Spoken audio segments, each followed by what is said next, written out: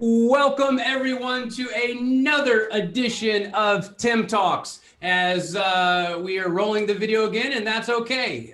We're so happy today. By the way, I will say it is. Go back to that slide, Holly Ann. There we go. It is the one and only Steve Roeссler's birthday today. Steve is 27 years old today. Happy birthday, Steve. It's actually tomorrow. It's tomorrow. But you're on Tim Talks freaking today, bro. It's today. Well, that's fine. It'll be today. Okay, we're going to celebrate it today. You know, I'm giving you a virtual candle and a delicious cake there. So happy birthday.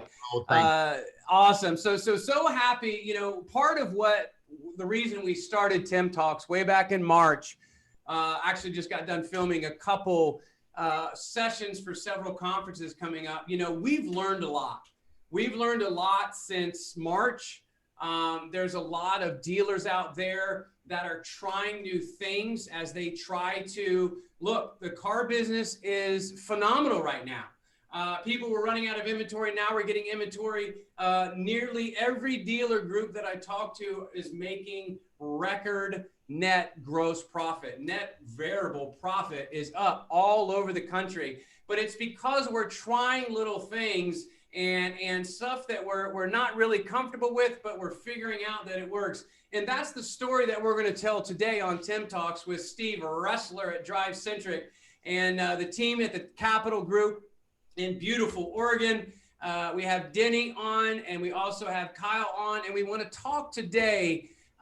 Steve, I'll let you introduce them, but we want to talk today about, you know, some pushback that they gave on artificial intelligence, and then finally what made that decision. But listen, let us just give you a very warm welcome to Tim Talk. Steve, back by popular demand. By the way, the last edition, the last time Steve was on, if you go to our YouTube channel, well over 100 plus more views, the most watched episode. So thank you, Steve, for that. So obviously we wanted to bring you back. That's a very long, well, it's a 2 minute, seemed like very long, 2-minute intro. So Steve, please introduce your dealer friends, because that's all that matters is our dealer partners. And let's get rocking. Yeah, no, I'm happy to do this follow-up with a project that we've been working on, at least at DriveCentric, to kind of help dealerships maintain profitability by leveraging technology. So I'd like to introduce, obviously, Denny Eubank. He is the man, the myth, internet manager over there at Capital Auto Group in Salem, Oregon. And then we have the superstar making it happen, who we're here really celebrating what he is doing, is Kyle. He is beating the streets on the internet team and just making all this happen with having the right tools in place. So yeah, I'm really excited to have them. And really, Tim, what they're doing, and you know, from the last study we did with the Capital Auto Group, they've been using the artificial intelligence, otherwise known as the genius at DriveCentric. They've been using it for after hours, and they've been using it for what we call safety net. And we could get into all that, but what I talked to Denny about many months ago, and he was willing to go on a limb and give this a try for the Chevy store. And I don't want to overstep my boundaries and steal his thunder, but that's where I want to bring Denny in and just say, hey, Denny, you know, talk a little bit about, number one, because there's a lot of people out there, whether they're on DriveCentric or on other platforms, there's a lot of reservations about how to use artificial intelligence. And I'll just open it up because, again, this is all about teaching other dealerships to learn to work with technology. So if you don't mind, Denny, just open it up and talk about what you're doing today and what you were.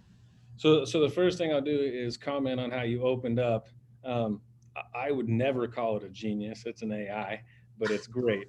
So, but with that said, yeah, when we first came onto this, I must have had 20 different calls with DriveCentric reps trying to figure out how to turn this thing off. And every time I got a little pushback with them saying, well, let's try this, let's try this, let's try this. And I finally said, okay, let's just turn it off for store hours. Let's just turn it off for there. We got a really strong BDC. We've had one for 23 years. We can handle store hours. And then, you know, everything kind of hit with us, with, you know, with everybody, with COVID and staffing and having people in the office and whatnot. And Kyle down here was my only Chevy rep left standing. And with the amount of Chevy leads we get, it was physically impossible for him to handle those. So in a way, it forced my hand into letting the AI be turned on for store hours. And it was a pray and hope on my end, because I still was not a believer in it. I didn't like it. I wanted real conversations with our reps. But after running it for, a half a month or so, my mind started to wander on, why don't I have this turned on for my other stores? Just with the amount of contact rate he's been getting, and the conversations that he's getting without having to do the busy work. He's replying to customers, not to leads. And that's, to me, I can't emphasize how important that is on our end of things, that he's not wasting time trying to talk to people. He's utilizing his time talking to people. So Right. it's made a big difference and really made me a believer in it. I'm still a little afraid of it to a certain extent, so I watch it really closely, but we've learned to utilize it as another employee, not an artificial intelligence. Yeah, no, and that's important to know. I think when you're going out there and saying it's another employee, I guess what was your approach to go out there and say to Kyle, hey, we're going to turn this on for store hours, and then when it comes to modifying, let's say, business rules, what was your approach to that? Because as you know, you go out there, schedule your phone calls, you can schedule your emails, you can have all these things.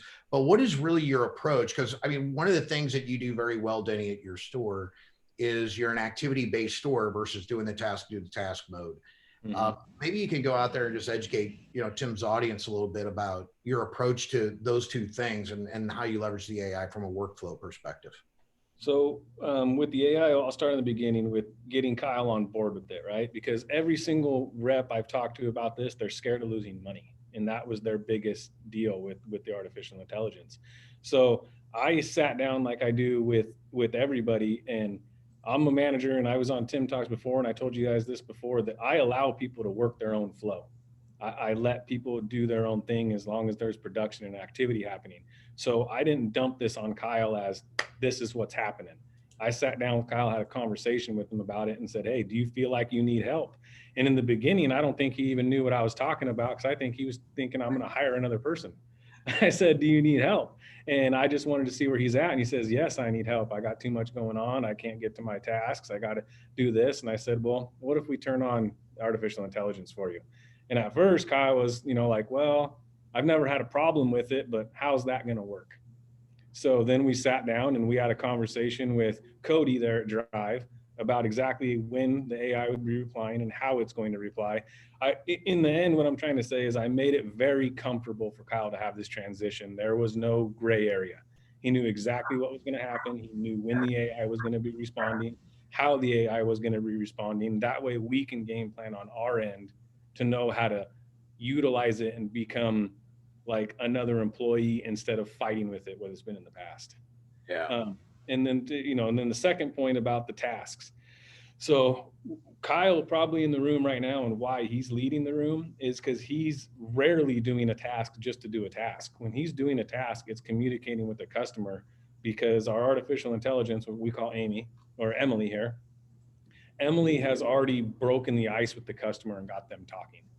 Now Kyle's just stepping in to further the conversation. He's not trying to grab the customer and get them to talk back to us, which, I mean, I don't know about other BDCs out there or other internet departments, but for us, that's the biggest struggle, is just getting that initial conversation.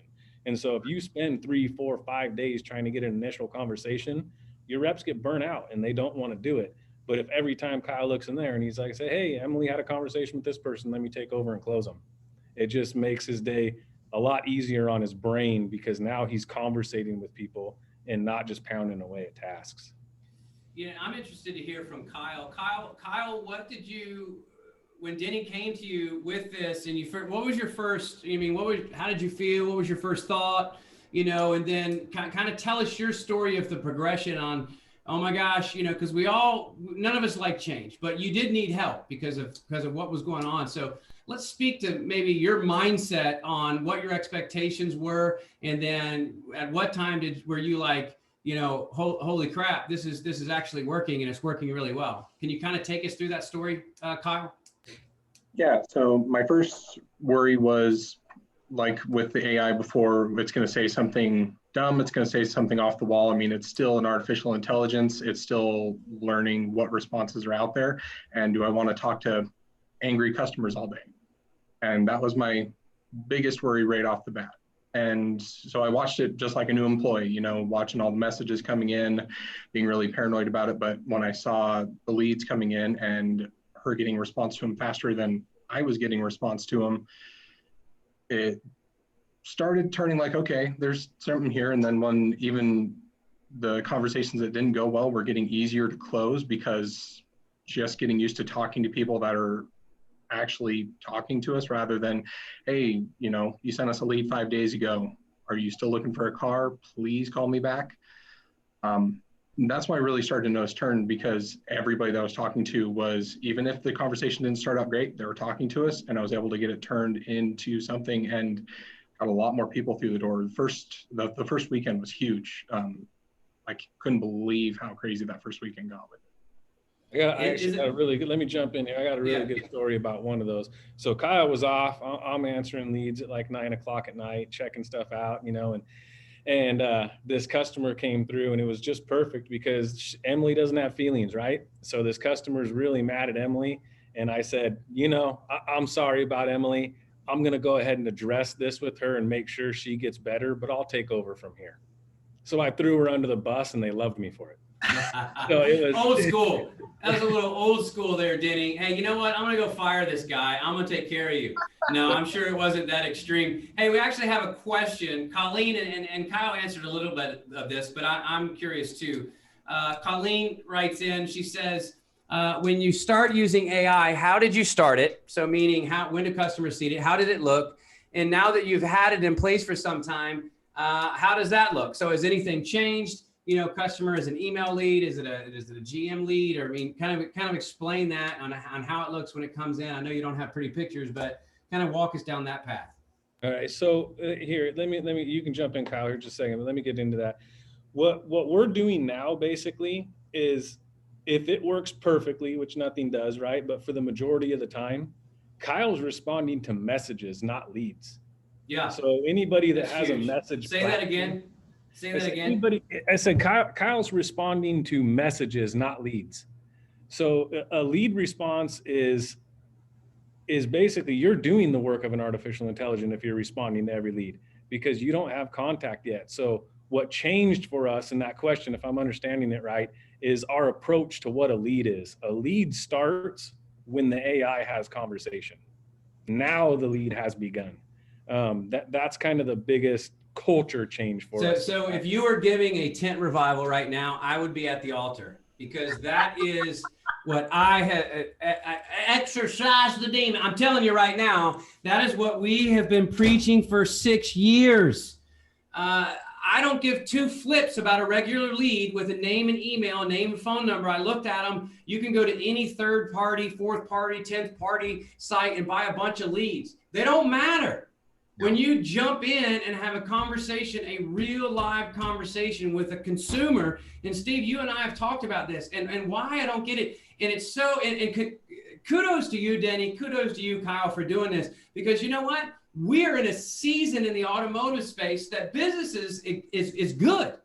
So for us to try to capture that and to continue to try to get better, and quite frankly, to be honest, you were just trying to handle the leads.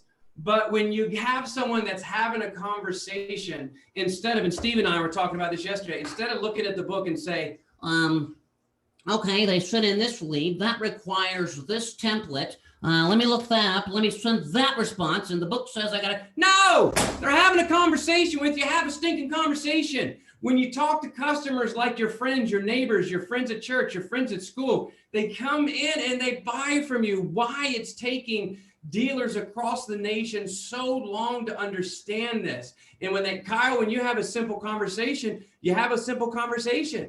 And I'm assuming, and are we going to look at numbers? Do you have a slide to look at numbers, Steve?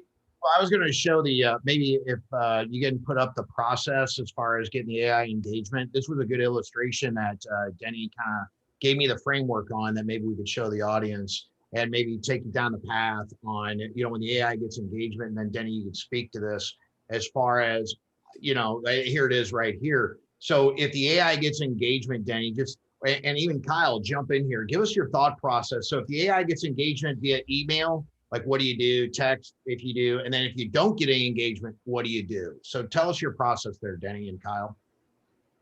So I guess you have it planned out right there. I mean, to make it very simple for whoever's listening and wants to take anything from this, why would you try to talk to a customer any other way than the way they want to talk to you? At that time. Absolutely. At that time. Exactly, Tim. So if someone's emailing me back and forth and then I just pick up the phone and call them, I mean, what was the point? They want to email back and forth. Eventually, we'd love to have them on the phone. Every BDC, every internet person, every car salesperson, they want to have someone on the phone in the end. That's how it works. But if they're texting you, they're calling you, or they're emailing you, it's kind of my approach to the same employees. Why are we dictating how a customer should talk to us? This is the way they want to do it. Let's do it. And go ahead, Kyle, you can speak a little further on how that's worked for you. Yeah, it's getting the customer to just open up about what they actually want and answering that one question and just following it up with what time do you want to stop by? And instead of having to beat my head against the wall, trying to go over all these different ways of trying to talk to them, it's just getting straight to it and getting them in the door. And then I follow up with either, most of the time I follow up email or video, get my face out there. I've had a lot of great comments back on that, but yeah, just if they're texting in, I'm texting them immediately. And I just have to watch my message bar on the side, waiting for those messages to come in and get a conversation. It's changed from having to worry about all these different tasks and trying to get through them to just worrying about the next conversation I'm going to have. Yeah. And hey, Kyle, I got a question for you, because I mean, this is one of the big things that I know many dealers struggle with, because everybody is going to say, I got to send an email. I got to make a phone call, just like what Tim was saying. We're doing the same thing. But I will tell you, like, one of the things, like if the AI is getting you email engagement or text engagement, what is your approach? Because I would bet a lot of the dealers on the phone are going to say, well, at what point do you get them on the phone, right? How do you leverage getting that customer on the phone if they're like emailing you or texting you? What is your approach to that? Pretty much anytime they ask me more than one question at a time, I'll follow up my next message with, is there a good time to get you on the phone to answer these questions for you? Well, a lot of the time I'm asked, my first message will say, hey, is there a good time to come in? And that's when you get the multiple questions in an email. That's try and leverage the phone to try and get them on the phone. I've also leveraged with a few of my salespeople this new live rooms to video chat, because if they've got 4 or 5 questions on the vehicle, I'm getting them straight down to the sales associate that can pull the vehicle out and do the walk around with them, and leveraging that just like I would a phone call. But it's virtual walk around, getting them in the door, but just quickest way to answer those questions. And again, I'm not worried about it as so much of a task as what's the best next step to talk to this customer to answer those questions. Let me chime in on process. Let me chime in on process really quick too, because I know if nobody's asked this question, it's going to be asked. It's secret shops. So, because we're not following that guideline of a secret shop. And we've kind of taken the mentality of, I guess I'll put it simply, is a secret shopper is never going to buy a car from you, ever. So we really don't care what the secret shop comes back and looks like, as long as we're selling cars. We're looking at the end game, not to pass the test. So we fail some secret shops here and there because of our approach, but from ownership down here, it's been like, well, are you guys selling cars? Yes, we're selling cars. Don't worry about it then. Because can we talk about that? Can we talk about what are and I've got more questions coming in. So many questions. I've got more questions. They're asking what was because again, we preach on Tim Talks every single week. We talk about it at Car Now. I don't give 2 flips. Everybody shows pretty UI with their software tools. None of it matters. The only thing that matters is selling automobiles. So let's talk about that. We've got another question coming in. Hot off the press. We've got one adding on to that. Did you see a substantial, I'll paraphrase. Did you track the lead increase? And I would say, I don't give 2 flips about the lead increase. Did you track the number of cars coming out of your department, Kyle? And Kurt, I have a quick question. Are you cradle to grave, Kyle, or do you hand off to a salesperson on the floor? I hand it off to a salesperson on the floor. I've got a really great relationship with the sales managers down at my Chevrolet store. So I do a lot of handoffs to them where that way I don't have a salesperson that's with the customer and another person coming in asking. Everyone comes in, has the same point of contact and gets to the next available salesperson, just so there's not that tripping over. But yeah, not cradle to grave. It's a pretty quick handoff as soon as the customer commits to a time frame coming in. So let's talk about car sales, Denny. What was the increase from the start of EI? Do we have those numbers? I mean, are we selling more cars? Yes, we are. And I believe there is a slide. Yeah, if you guys could put up that slide, then we can kind of speak to that, because that's where the proof is behind the pudding. So, Denny. So I get into this. So the reason we don't have September is because we turned it on in the middle of that month. So I wanted to give everybody that makes sense. 2 full months. So with these number of leads, these aren't our total lead count. These are the number of leads Kyle was able to handle. Got it. So I want that to be clear to people on there. And you can see, so August is there. And then October, I believe those numbers are from what, a week ago, Steve? I don't remember when I sent those to you, but we've had a full week since then. So halfway through the month, because we still have another week left, right? Yeah, or not so week. So we about have, halfway, what, 4 days, halfway through the month, exactly. This is what our numbers look like. I mean, we're already up 9 units halfway through the month. And like I said, this is just his numbers. I have other people, sales guys, that'll grab a lead here and there and whatnot, and with the same thing. But for the majority, I mean, and you can just see he's able to handle, what is that, 20 more leads basically halfway through the month than he handled the entire month of August, because he's just talking to people and not pounding away at tasks. And it's resulted in more cars. I think when I looked today, Kyle was up to 43 sold units just from him. That's just phenomenal, and just what a beautiful picture to paint of allowing. I say it in the service drive too. We've got tools that help service writers and salespeople. Salespeople are best. Service writers are best when they're in front of the customer. Let's just boil all the water out of the pot. When they're in front, meet and greet, the whole deal, that's when they're best.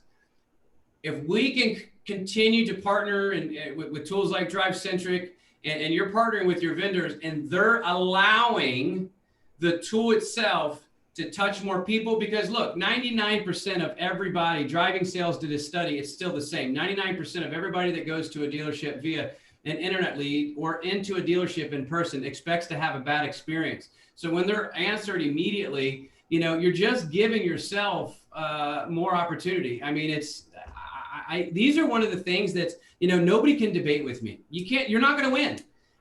You're just not. It's absolutely, here's yet another dealer, ladies and gentlemen, another BDC manager, ladies and gentlemen, that are allowing certain pieces of technology to do what they do and then jump in at the appropriate time to take over. But the most important thing, I talk to dealers all the time and they say, listen, if you could just help me answer 10% more of my leads or 20% more of my leads, because dealers for the most part, especially with the business, with what's going on now in the market, they can't get to everything.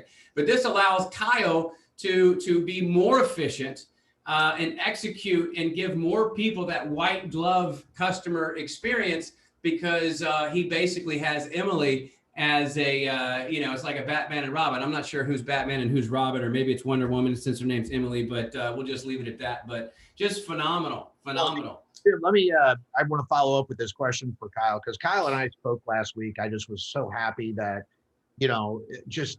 taking a chance and doing things differently at the store is paying off. And one of the things that I thought was intriguing, because there's going to be other folks like you, Kyle, that are going in the same boat. And you gave me a great example of, like 2 leads come in. One, there was a stock number where you had the car available, and one that wasn't.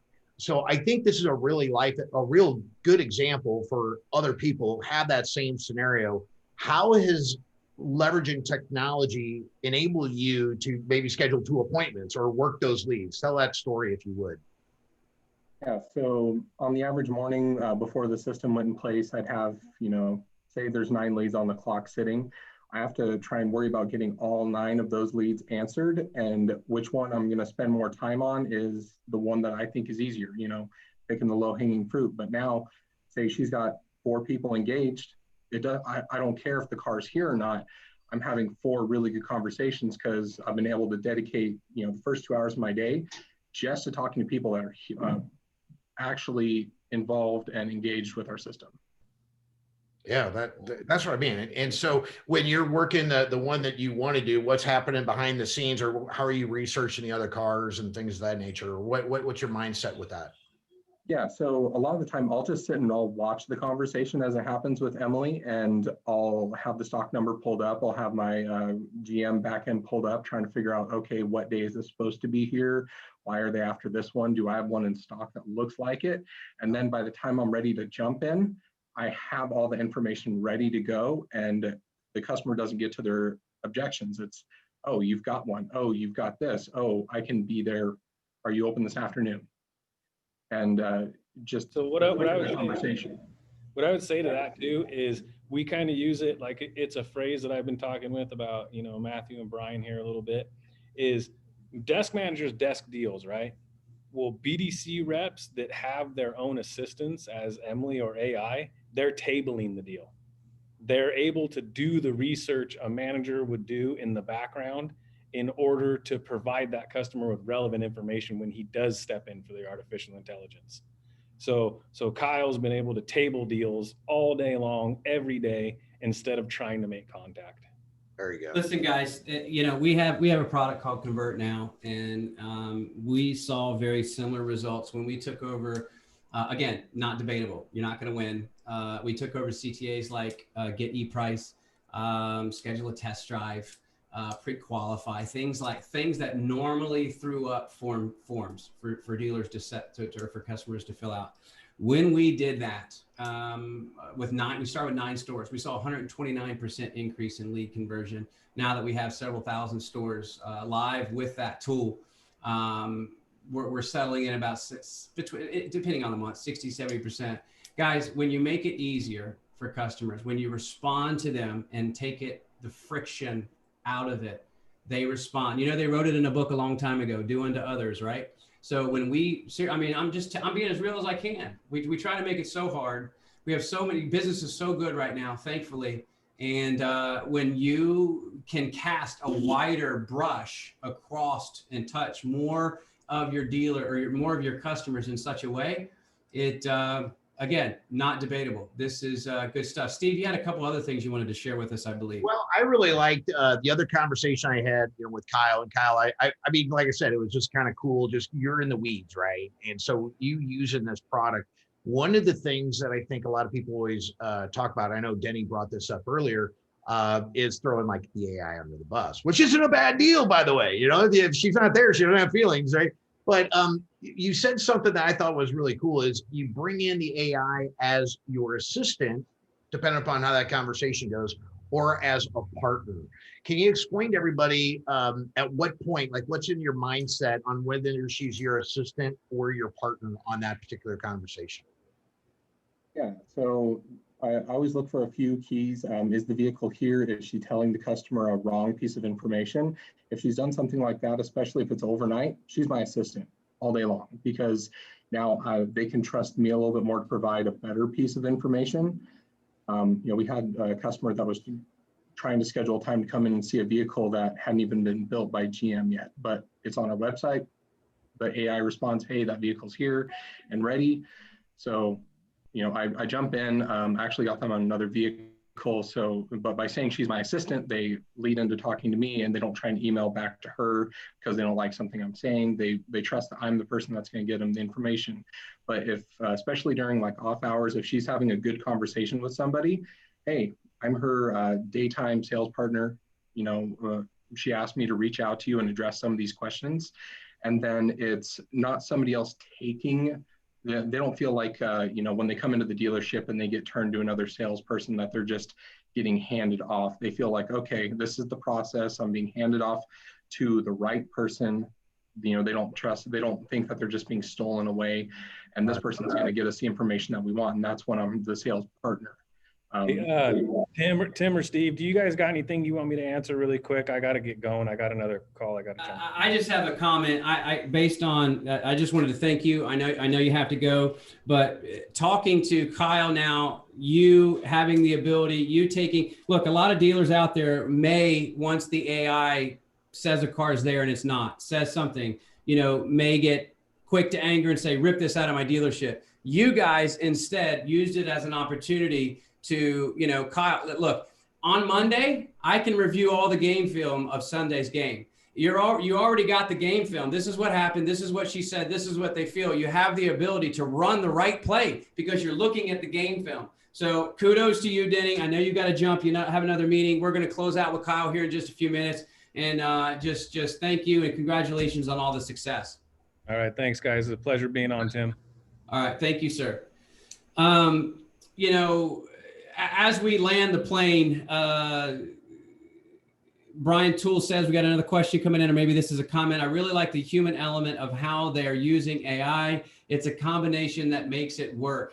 #strong. Guys, that's the key. We're not saying, rise of the machines. Did that sound good? Rise of the machines. It's not the rise of the machines, man. Use it. You don't think this thing, the weirdest thing ever, that this thing is listening to me right now, and I'm going to come out and I'm going to probably get hit for like a Terminator movie. This thing listens all the time. And we use this to help our lives. Use AI strategically placed into your dealership. And Brian, you're exactly right. And Kyle, you're doing exactly the right thing. Allow Emily to be the first line of defense, and then you see the game film, you watch the consumer, and then you can take over, and 100% of the time you can run the right play. So I absolutely love it. Steve, we're going to let you close us out. Anything you have left for Kyle? Any final thoughts? It's your show, bro. Well, yeah, no, I mean, at the end of the day, I think I just got a couple questions for Kyle, just real quick. How many leads, because really, what the experts say is one person could handle about 150 leads.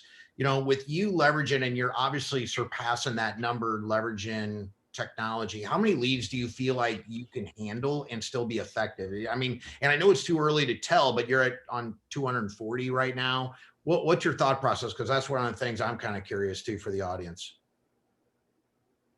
Honestly, I'm sitting at about the 240 for this month is what it's going to end up at. And I don't feel like I missed as much as when I was doing 160 to 170 without the AI. I feel like I missed more at that number than I have this month. Okay. Yeah. Cause I mean, right now she's helping you get the engagement. You're not doing the hunting and the fishing. So that's good. I mean, but at least you don't feel like you're missing a lot of opportunities because she's there as a backup. Yeah. That's awesome. Now, real quick, just to end this up, because there's a lot of people out there that are starting to get AI. Obviously there's BDC people that are going to be, maybe working with AI, maybe in the very near future. If you were going back and you were going to start working with the AI, how would you help a BDC person or even a manager implement the AI? Like, what would be your thought process to say this isn't as bad as what you think? Going back and looking at, I always knew there was better contact with the AI, and I'd rather be having a conversation with somebody than no conversation at all, even if it started bad. And another way that I've looked at it is I came from the sales floor. There's a lot of new salespeople that you take turns from. I take a lot of turns from Emily. And just because maybe they didn't have the best experience right off the bat doesn't mean that you can't get them through to the sale. That's awesome. That is awesome. Yeah, I mean, those are that like I said, this is supposed to be insightful for everybody else on how to leverage technology. So like I said, kudos to you, and your numbers speak for itself. I know it's only 1 month, but obviously you're making more money, right, Kyle? Oh yeah, I'm pretty happy to have this coming in before Christmas, and it always feels good to be at the Toyota store here. There you go. And the Toyota store historically, is that a bigger store? Much bigger store. Much bigger store, and what you're producing out of this BDC has turned the light bulb on with Denny, and now he's going to flip it on in the Toyota store, I'm assuming. Yeah, we didn't say this at the beginning, but I mean, Kyle, you can correct me if I'm wrong, but what Denny informed me was this is the first time in history that a Chevy BDC person has beat the Toyota BDC. Is that a fair statement? That is correct. I think I'm 47 shows ahead of the next closest internet rep in the room. How many? 47. 47. Holy cow, that's awesome. So do you walk with a little different strut now, Kyle? That's what I want to know. Yeah, Oh, yeah, absolutely. With I your love them. Superman shirt.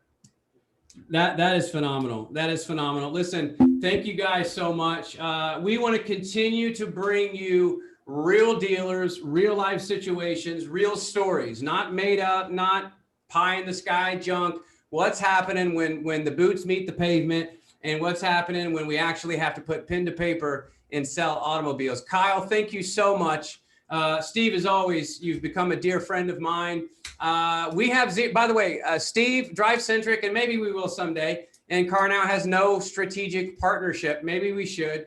We're going to continue to bring other vendors on to highlight what's happening in our space, because we truly feel if we have a servant's heart that we will continue to serve our dealers, we will continue to love on our dealers, and we continue to get you just a little better today than you were yesterday. Gentlemen, thank you so much. As always, tune in next week. We're going to have a huge show next week. I'm going to surprise you with who we have come on. You're going to have to tune in, stay on your social media. And as always, no one is smarter than everyone. Let's every single day get better together.